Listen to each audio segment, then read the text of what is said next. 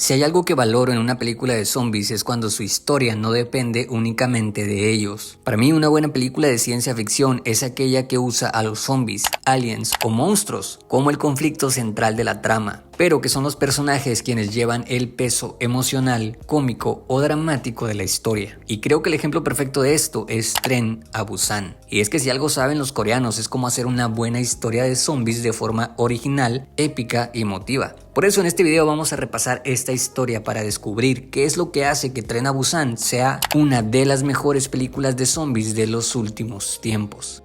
La película comienza con un hombre transportando ganado en su camioneta. Pasa por un puesto de control donde le dicen que hay una fuga en una empresa de biotecnología, pero que no hay nada de qué preocuparse. El hombre, un poco asustado, decide confiar en ellos, pero en el camino atropella a un ciervo. Sin embargo, el ciervo vuelve a la vida retorciéndose de una forma muy tenebrosa. Luego conocemos a Seok, un hombre divorciado que está a cargo de su pequeña hija, Swan. Lo vemos hablando en su oficina mientras hay comida en su escritorio, dándonos a entender ya de entrada que Seok es un adicto al trabajo al grado de ni siquiera salir de su oficina para comer. Además, es un padre ausente con su hija. La cuida y le da todas las comodidades posibles, pero no se preocupa en pasar tiempo con ella. Incluso le da los mismos regalos sin darse cuenta. Swan quiere que su regalo de cumpleaños sea ir a ver a su madre, con quien habla constantemente por teléfono. Irónicamente habla y convive más con su madre que está lejos que con su padre con quien vive. Al principio Seok no quiere llevarla ya que no quiere desatender su trabajo, pero al ver una grabación de su hija cantando en un recital de su escuela al cual no pudo ir, entiende lo ausente y mal padre que ha sido últimamente. Así que movido por el remordimiento y el amor a su hija decide ponerle un alto a su trabajo para llevarla personalmente con su madre, y la única forma de llegar es por medio de un tren a Busan. Hasta aquí ya tenemos una idea general de quién es el protagonista. No es un mal padre solo porque sí. Es un hombre que se ha sumergido totalmente en su trabajo para darle todo a su hija sin darse cuenta que lo que ella más necesita no son cosas materiales, sino tiempo de calidad, afecto y cariño. Básicamente lo que todo niño desea. De camino a la estación de trenes, Seok habla con su hija y le pregunta que por qué no terminó de cantar la canción en el recital. Ella contesta que no lo hizo porque se sintió sola al no verlo presente. Pero Seok le dice que él siempre estará presente aun cuando no pueda verlo y que debió terminar la canción porque siempre hay que terminar lo que empiezas. Pero en ese momento un camión de bomberos se atraviesa en el camino y Seok ve a lo lejos un edificio en llamas. Ya en la estación de trenes, cuando todos los pasajeros están a bordo, una mujer que parece estar herida entra de último momento sin ser vista. Seok se duerme por unos instantes y Swan se levanta de su asiento para ir al baño, pero no puede entrar ya que ahí dentro hay un vagabundo escondido que solo repite las palabras "todos están muertos", pero debido a su condición nadie le cree. Swan va al siguiente vagón y se encuentra con Sangwa, un hombre grande y fuerte que está esperando a su esposa embarazada que está en el baño. Además también conocemos a un empresario llamado John, un par de hermanas mayores que viajan juntas y un grupo de estudiantes beisbolistas entre los que destacan Jin y Jong-wook. Seok despierta y comienza a buscar a su hija, pero justo en ese momento ven en los televisores y teléfonos que hay disturbios y ataques alrededor del país, por lo que todos comienzan a asustarse. Seok rápidamente va por Swan, pero en el camino la mujer herida que se subió al tren se transforma en una especie de zombie muy agresivo y comienza a atacar a todos. En cuestión de segundos el pánico y el caos se apoderan del tren y Seok logra tomar a su hija y comienza a correr. En el camino se encuentran con Sangwa, quien se queda a detener a los infectados para que los demás puedan irse, pero cuando Seok y su hija llegan a un vagón seguro, cierra la puerta dejando a Sangwa y a su esposa atrapados con los zombies. Afortunadamente logran entrar en el último minuto y utilizan periódico para tapar las ventanas y así mantenerse ocultos de la amenaza. Sangwa confronta a Seok por comportarse como un cretino, pero este le contesta que hizo lo necesario para proteger a su hija. La primera vez que vi esta película siempre creí que el protagonista había sido demasiado egoísta al hacer eso, pero ya analizándolo un poco mejor, creo que más que egoísmo, su decisión fue tomada por el miedo y la necesidad de proteger a su hija. Y eso es lo interesante de esta historia, que el protagonista realmente no es un héroe inmaculado que hace todo bien. De hecho es todo lo contrario, es un ser humano con más defectos que virtudes, pero que en esta situación tan extrema está intentando hacer lo mejor que puede para poner a su hija a salvo. Regresando a la historia, los sobrevivientes sobrevivientes del tren comienzan a llamar a sus familiares y se puede ver en sus rostros la tristeza y el pánico que sienten. En ese momento Seok logra comunicarse con su madre, quien aún seguía en la ciudad, pero su respiración se escucha muy agitada. Y es que sí, efectivamente su madre fue mordida y antes de convertirse por completo, le pide a Seok que cuide de su nieta, dejándolo totalmente destrozado. En los noticieros se anuncia que toda la nación ha caído ante estos infectados y que hay muy pocos puntos seguros y protegidos por el ejército. Todos en el tren caen en desesperación y al mismo tiempo vemos como alrededor de la ciudad solo hay caos, muerte y destrucción. En ese momento el maquinista se comunica con los pasajeros. Les dice que hará una parada en una estación en la que estarán seguros ya que supuestamente hay presencia militar. Así que ya un poco más calmados, Sangwa y su esposa hablan con Suan. Ella les pregunta por el nombre de su bebé, pero le dicen que aún no tiene nombre ya que no lo han decidido, dato que será importante más adelante. Seok logra comunicarse con una persona de su empresa y le dicen que cuando llegue a la estación no vaya hacia donde están los militares ya que los pondrán en cuarentena y los separarán de su hija. Así que le da indicaciones de ir a otro lugar donde podrán extraerlos. Sin embargo, cuando llegan a la estación se percatan de que no solo no hay militares, sino que realmente no hay nadie. Está completamente vacío. Todos van en busca de los militares, pero Seok se lleva a su hija por otro pasillo diciéndole la verdad, que solo vendrán a rescatarlos a ellos dos. Pero su hija le pide que se lo digan a los demás, y justo en ese momento aparece un militar. Seok piensa que él es quien los va a sacar de ahí, pero antes de que pueda reaccionar, se da cuenta de que este militar está herido y detrás de él aparece una ola de zombies. Al parecer los militares sí estaban ahí, pero fueron superados por los infectados. Así que Seok corre rápidamente hacia su hija, quien está expuesta totalmente, y justo cuando está a punto de ser atacada, Sangwa aparece y la salva. Todos corren hacia la salida, pero antes de poder llegar, Seok es atacado por un zombie. Y cuando parece que está a punto de ser mordido, el vagabundo lo ayuda lanzándole una sábana para bloquearle la vista. Seok logra escapar y Sangwa lo espera antes de cerrar la puerta. Y lo interesante aquí es que antes, Seok, al verse superado por el miedo, prefirió dejar morir a personas inocentes, pero Sangwa hizo todo lo contrario. Y es que a pesar de que ambos sintieron el mismo miedo, actuaron de maneras diferentes. Sangwa representa ese lado más heroico y protector, mientras que Seok el lado más precavido que evita riesgos. Pero acciones como el vagabundo ayudándolo o Sangwa protegiéndolo a él y a su hija es lo que poco a poco van cambiando la mentalidad de Seok. Los pocos sobrevivientes que quedan logran escapar de la estación gracias a que el maquinista decidió esperarlos lo más que pudo, cosa que al empresario no le agradó para nada, ya que a diferencia de Seok, este hombre sí es un total egoísta. No lucha por nadie, no se sacrifica por nadie y no tiene intenciones de ayudar a otros.